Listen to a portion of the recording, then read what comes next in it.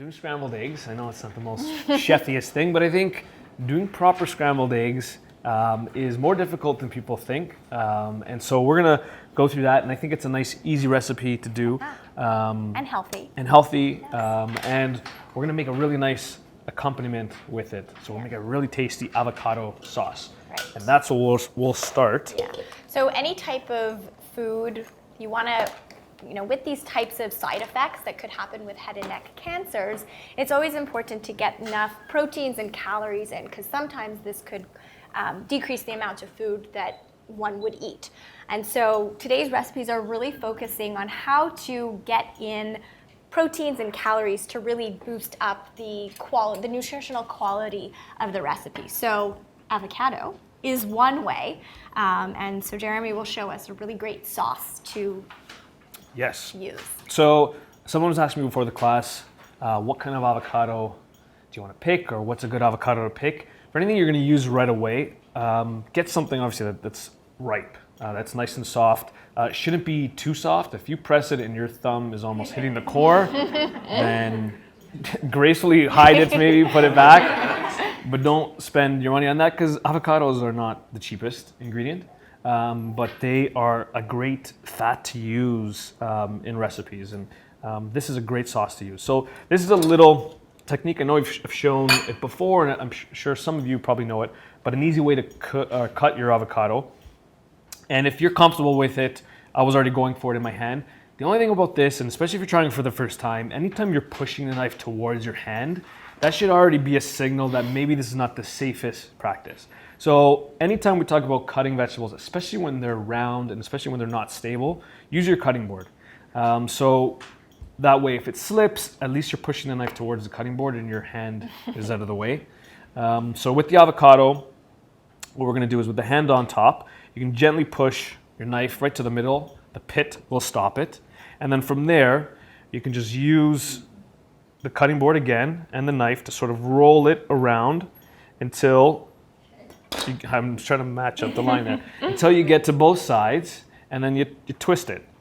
And Instagram worthy. Instagram worthy, there we go. It's a pretty good avocado. So we've cut it in half. To get the pit out, again, same thing. Hands out of the way, keep it on the cutting board. You're gonna use your knife and just give it a gentle sort of cut right into the pit. The pits are pretty soft, so it should stick like this. And then you can twist, and the pit will come out. Usually it comes out pretty clean. This is clinging a little bit, but the pit will come right out, and you can discard that. So avocado is going to be the main ingredient for this sauce. Now avocados are pretty neutral in flavor, which can be a good thing if that's what you're looking for.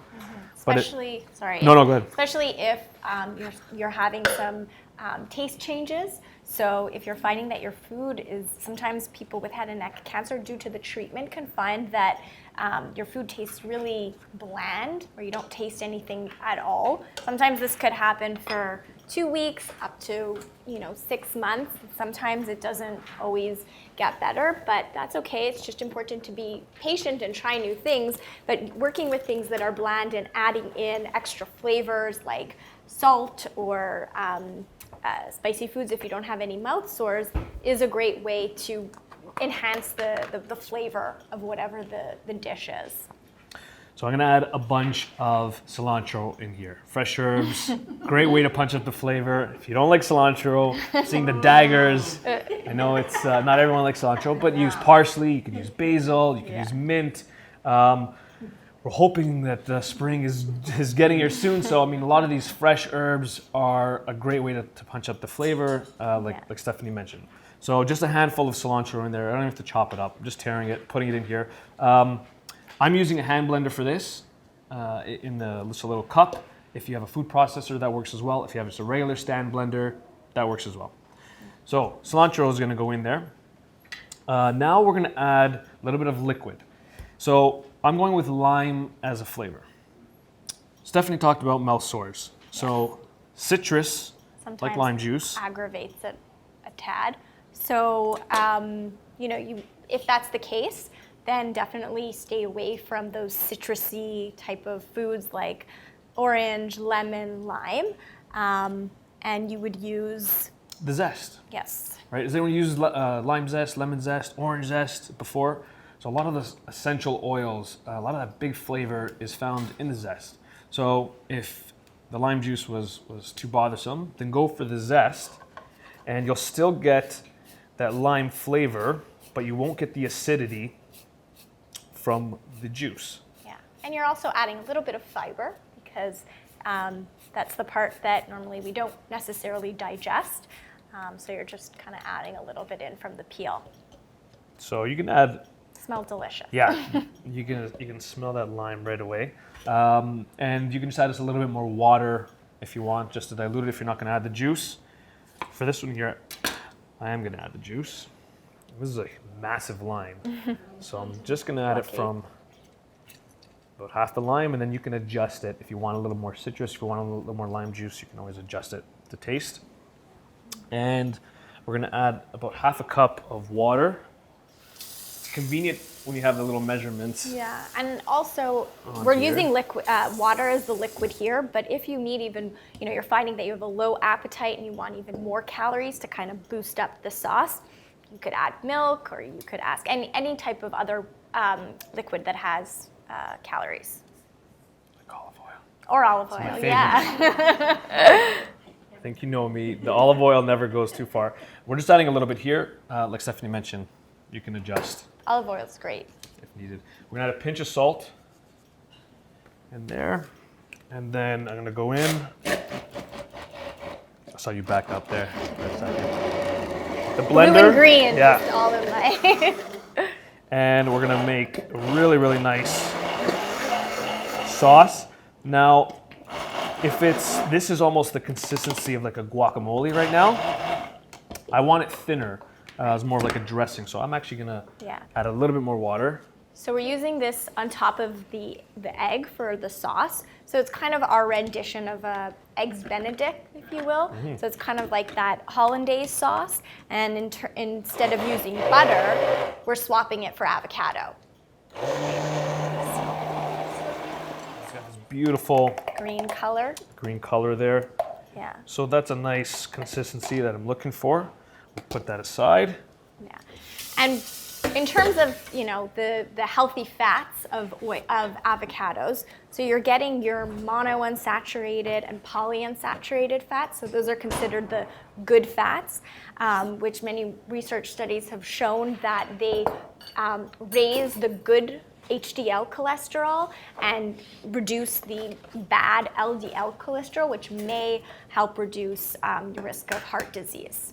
Right? So incorporating these types of good fats into your meals, and especially to boost up that nutrition value of the meal, is a great way to add on salads, rice, the sauce to anything.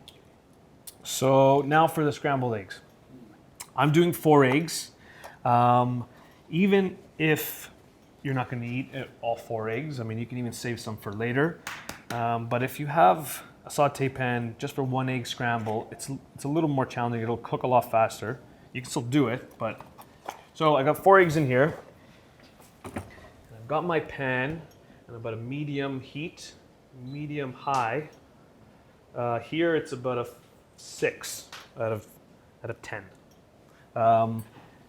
You can adjust, and if you already make fantastic scrambled eggs, then you probably know what heat you want.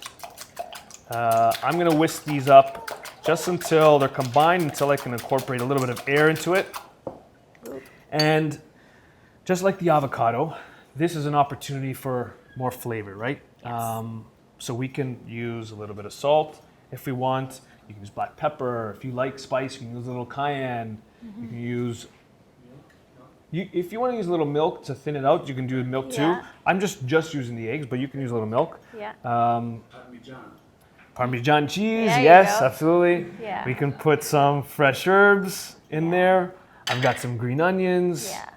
So green onions are part of the allium vegetable family. So that includes like garlic, onions, shallots. And so these actually also, not only do they have that really unique pungent flavor that will, kind of spice up a dish, but they can also help, they also have antioxidant properties, right? And so lots of research is showing how it can have anti-cancer effects as well to fight cancer. So I encourage you that if there are any taste changes, again, bland, or you have this really sweet taste in your mouth, including these types of vegetables in the dish, but also Parmesan cheese, something that's a little bit saltier, will add, enhance the flavor as well. So we're adding just a little bit of fat to the pan. So I use a little bit of olive oil. If you needed to, again, up maybe use butter if you want. Or you could even add, there's, avocado oil, if you wanted to kind of stay in the avocado family theme for the dish. Definitely. Absolutely. And what I'm doing is adding the eggs, and as soon as I add the eggs, I'm working the entire time. You don't just want it to sit there. So what I'm doing is using a spatula to keep turning, and so that it creates these sort of ribbons and folds. Now everyone likes their eggs differently. I understand people like really dry eggs. But if you're like me and you like your eggs a little bit more moist, then you want to work it, and it does not take long at all. Yeah, it's getting there. So you can already see it's getting there, right? Yeah. And again, depending on, what you're experiencing, if you need something that's a little bit more moist, then, you wouldn't cook it as much. But again, everybody's different. So it's really important to experiment what works for you. For sure. And you do want to make sure you're cooking the eggs through. Right. And we're doing that here. But right at this point here, as soon as it still has its shine, but the ribbons, the folds, the texture is there, you can take it off the heat. Remember that this is still cooking.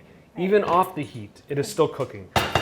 So if it's ready in the pan, it's going to be overcooked in your mouth. I've heard that somewhere, and that's a pretty good general rule to follow. Yeah. So remember that it's still cooking. So the eggs are done. It does not take long at all. 2 minutes, right? And it's such a simple dish, but this sometimes is such a nourishing. Totally. And especially eggs. So this is a really good high quality protein. So we know that eggs specifically, the protein, you're getting all the essential amino acids. So what that means is that your body doesn't make these amino acids to build into proteins and, hormones and muscles and so on and so forth. So, incorporate eating them is the way to get them. And so for 2 eggs, you're getting 12 grams of protein, which is a really good way to incorporate protein into your meal. And so yeah, I would encourage you to, have eggs as, twice a day is a fair amount.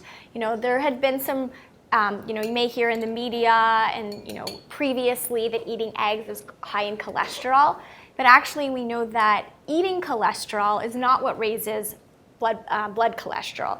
What raises it is eating saturated and trans fats. So actually having eggs is very beneficial, right? So if you think you're eating too much, it's probably not the case. And that's it. So for service, again, we talked about this is sort of our version of an Eggs Benedict. We're using the English muffin for this. If that is, again, something that might be too dry or difficult to swallow, you can definitely just stick with the softer scrambled egg. The sauce would be great with that as well. But we're using it today. For our presentation. And because we're adding a sauce, it will still moisten it up. And we're gonna actually add some nice cherry tomatoes now. We're seeing some really nice Greenhouse Ontario cherry tomatoes, really tasty. So all I do with the tomatoes is honestly add just like a littlest pinch of salt, and that brings out a lot of the juices and moisture in the tomatoes, creates its own dressing, and it'll actually soften up the bread. Is what you could. You can. Yeah, absolutely. What's good about nice about the olive oil is that we know that it increases the bioavailability of the lycopene in the tomatoes. So you're kind of absorbing it better. So, and again, if you need more calories, you want to bump up this dish, olive oil is your friend. Now that you mentioned it, I'll put a little bit on there. There we go. Look at that color. I'm just gonna add some of that avocado sauce. So there is the first recipe. Colors are great.